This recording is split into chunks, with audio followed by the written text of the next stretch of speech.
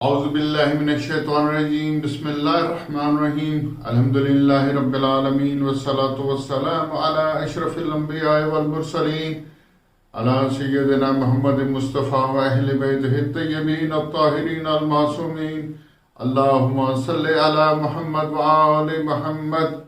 Ladies and gentlemen, today I am going to tell you the love of Rasulullah sallallahu alayhi wa sallam in the heart of Hazrat Allama Iqbal rahmatullahi alayhi. دیکھیں، علامہ اقبال ایک دنیا کے بہترین اور دنیا کے مشہور ترین فلاسفر ہونے کے ناطے کیا اپنے آپ کو کہتے ہیں کہ میں رسول خدا کے قدموں کی خاک ہوں، مجھے رسول خدا سے اتنا لگاؤ اور پیار ہے کہ جس کو میں بیان نہیں کر سکتا. مسلمان ہونے کے ناطے ایک اپنے رسول سے بہت شرمندہ ہوں. اس شرمندگی کی وجہ کیا ہے؟ کیونکہ آپ نے بارہا جگہ پہ فرمایا، جس کا اکثر ایک شعر جو ہے وہ میں اکثر آپ کو سناتا ہوں کہ وہ معزز تھے زمانے میں مسلمان ہو کر، آپ کے جو آباء و اجداد تھے وہ معزز تھے زمانے میں مسلمان ہو کر، اور تم خوار ہوئے تارک قرآن ہو کر. یہ شعر میں نے متعدد بار دہرایا ہے. لیکن رسول خدا صلی اللہ علیہ وسلم سے جو حضرت علامہ اقبال کی بانڈیج تھی وہ بیان نہیں کر سکتے. انہوں نے مختلف جگہوں پہ اس چیز کا ذکر کیا ہے کہ یا رسول اللہ، میں مسلمان ہونے کے ناطے کتنا شرمندہ ہوں. یہ تیری امت جو ہے یہ آپ سے کتنی شرمندہ ہے کہ آپ جیسا رسول جو سید الانبیاء سید المرسلین ہونے کے ناطے ہمیں میسر آئے، ہمارے تک پہنچے، قرآن ہمارے تک ایز اے بک پہنچی، لیکن ہم امت وہ ہیں جو اس دنیا کے اندر ذلیل و خوار ہو رہے ہیں. ہاں، اور اگر اس حالت کے اندر اور جس حالت کے اندر مسلمان ہیں اس میں مجھے موت آ گئی، تو علامہ اقبال فرماتے ہیں کہ اس کے بعد میری خواہش کیا ہوگی؟ میری خواہش یہ ہوگی، ایک جگہ پہ آپ فرماتے ہیں کہ اللہ تعالیٰ کو مخاطب ہو کے فرماتے ہیں، مخاطب اللہ تعالیٰ سے ہیں، ذکر اپنا اور رسول اللہ کا ہو رہا ہے.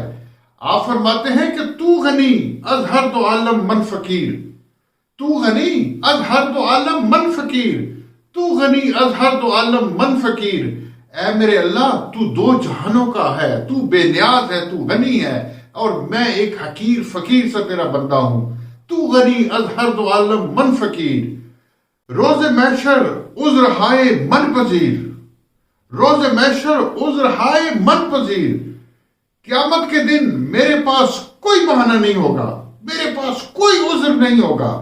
تو غنی از ہر دو عالم من فقیر، روز محشر عذر ہائے من پذیر.